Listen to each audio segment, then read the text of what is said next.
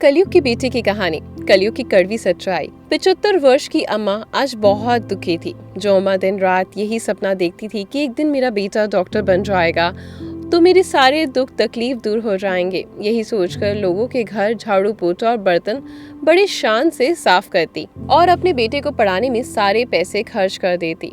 उनके पास जो भी थोड़ी बहुत सी जमीन थी वो भी उन्होंने बेचकर अपने बेटे को पढ़ाने में लगा दी। उनका बेटा आज डॉक्टर बन चुका है, लेकिन वही बेटा उनका सुध नहीं ले रहा था। उनका बेटा डॉक्टर बनने के बाद अपनी माँ को भूल ही गया था। शहर की हवा लग गई थी। एक दिन वह बहुत बीमार पड़ गई। गाँव के लोगों ने कहा, अम्मा तुम यहाँ अकेली कब तक पड़ी रहोगी? तुम्हारा यहाँ कोई भी नहीं। इससे अच्छा होगा कि तुम शहर अपने बेटे के पास जाओ। तुम्हारा बेटा शहर का सबसे बड़ा डॉक्टर है। इसके इलाज से तुम स्वस्थ हो जाओगी। अम्मा आंखों में आंसू लिए बोली, मेरा बेटा शहर में कहाँ रहता है? मुझे एड्रेस नहीं पता। इतने बड़े शहर में मैं अपने बेटे को कैसे खोजूंगी?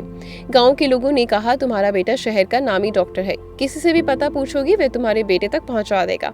अम्मा खुशी से बोली, अच्छा। फिर उदास हो गई, लेकिन मेरे पास शहर जाने के लिए पैसे नहीं है। सभी गांव के लोग सोचने लगे कि भगवान, अम्मा कितना मेहनत करके बेचारे अपने बेटे को पढ़ाई लिखाई करवाई, लेकिन आज उनके बेटे ने उन्हें ही लाचार बना दिया। सभी ने आपस में चंदा इकट्ठा किया और अम्मा को दे दिए। लो अम्मा, अब शहर जाओ अपने बेटे के पास, अब यहाँ मत आना। अब बाकी की जिंदगी सुख से अपने बेटे के साथ बिताना। अम्मा एक फटी पुरानी साड़ी पहने हुए और हाथ में एक गठरी लिए शहर चल पड़ी। जैसे वे रेलवे स्टेशन से उतरी, उन्होंने चारों तरफ नजर दौड़ाई। मन ही मन सोच रही थी कि किससे पूछूं। उनको हिम्मत करके रिक्शे वाले से पूछा, बेटा क्या इस डॉक्टर को जानते हो? रिक्शे वाले ने हंसकर बोला, अरे बूढ़ी अम्मा, इनको कौन नहीं जानता, ये तो शहर के बहुत बड़े डॉक्टर हैं। अम्मा बोली, बहुत बड़ा डॉक्टर? अम्मा की छाती गर्व से फूल गई। अम्मा बोली, मुझे इस डॉक्टर के पास पहुंचा दो। चलो अम्मा। रिक्शा पर बिठाकर उनको अपने बेटे के पास छोड़ दिया। अम्मा ने पोटली से वही चंदा वाली पुरानी नोट निकालकर रिक्शे वाले को दी। रिक्शे वाले ने लेने से मना कर दिया। नहीं अम्मा, मैं नहीं लूंगा, एक दिन हमें भी पुण्य का काम करने दीजिए। तभी अम्मा बोली, बेटा मेरे पास किसी चीज की कमी नहीं है। मेरा बेटा इतना बड़ा डॉक्टर है। देख बेटा, इतनी बड़ी कोठी मेरी है। अम्मा की आंखें फटी की फटी रह गई। रिक्शा वाला चला गया। अम्मा बेल बजाई। उनका बेटा दरवाजा खोला और बोला, माँ तुम यहाँ और फटे पुराने कपड़ों में? अम्मा महल जैसी कोठी को देखने लगी। तभी बेटा बोला, देख माँ, इतनी बड़ी कोठी बना ली मैंने, कितना बड़ा अस्पताल है मेरा। माँ की सीना खुशी से गदगद हो गया। उसने अब कहा, बेटा आज मैं धन्य हो गई, तूने मेरी मेहनत सफल बना दी। आज मैं सब भूल गई कि मैं दूसरों के घर झाड़ू पोछा करती थी, दूसरों के यहाँ झूठे बर्तन धोती थी। अब दोनों माँ बेटा की बातें हो रही थी कि अंदर से एक डॉक्टर और निकली। अम्मा बड़ी उत्सुकता से पूछा, ये कौन है? माँ, ये तुम्हारी बहू है। हम दोनों एक ही कॉलेज में पढ़ते थे, हमें पसंद आ गई और हम दोनों ने मिलकर शादी कर ली। माँ, सब इतना जल्दी में हुआ कि मैं बता ही नहीं पाया। माँ बोली, कोई बात नहीं बेटा, मेरी दुआ हमेशा तुम्हारे साथ है। बेटा पूछा, यहाँ कैसे आना हुआ माँ? बेटा मैं गांव में 3 महीने से बीमार हूँ, कोई पूछने वाला नहीं, मेरा इलाज नहीं हो रहा, गांव में अकेली पड़ी रहती हूँ। गांव वालों ने ही मुझे तुम्हारे पास भेजा है। कोई बात नहीं माँ, तुम्हारा बेटा बहुत बड़ा डॉक्टर बन गया है, मैं आपका इलाज करूंगा। अपने माँ को हॉस्पिटल में एडमिट किया और इलाज करना शुरू कर दिया। 8वें दिन माँ ठीक हो गई। बेटा बोला, माँ देख मैं तुम्हें सही कर दिया। माँ ने अपने बच्चे के सिर पर हाथ रखा और बोला, बेटा मैं यही दिन देखना चाहती थी। बेटे ने कहा, माँ अब तो पूरी तरीके से स्वस्थ हो गई हो, अब तुम्हें कोई दिक्कत नहीं। एक काम करो, अब तुम वापस गाँव जाओ। माँ ने बोला, वापस चली जाऊं? ये क्या बोल रहे हो बेटा? फिर बेटे ने बोला, ये शहर का मामला है माँ, यहाँ हम दोनों व्यस्त रहते हैं। तेरी बहू भी एक डॉक्टर है जिसके पास टाइम नहीं रहता कि वो तुम्हारे पास बैठकर तुम्हारी सेवा करेगी। यहाँ तुम्हारा मन भी नहीं लगेगा। गाँव में तुम्हारे जानने वाले हैं, वहीं तुम्हारा मन लगेगा। इसलिए अब गाँव जाओ और अगर इस बार बीमार पड़ो तो सीधा मेरे पास आ जाना, मैं तुम्हें फिर से ठीक कर दूंगा।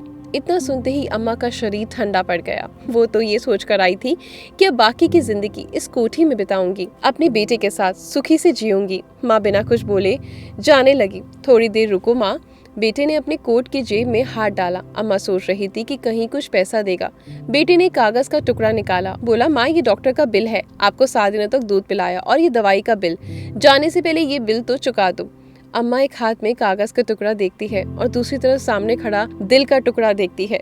वो सोचती है कि गांव वालों ने ये दिन दिखाने से पहले मुझे वहीं मार देना चाहिए था। वे सोचती है क्या इस कलयुग में ऐसा हो सकता है कि बेटा दवाई का बिल मांगेगा और दूध का हिसाब भी मांगेगा। ये सोच अम्मा की आंखें पथरा गई। उनकी इतना दर्द तो जन्म देने के समय भी नहीं हुआ था जितना आज हो रहा था।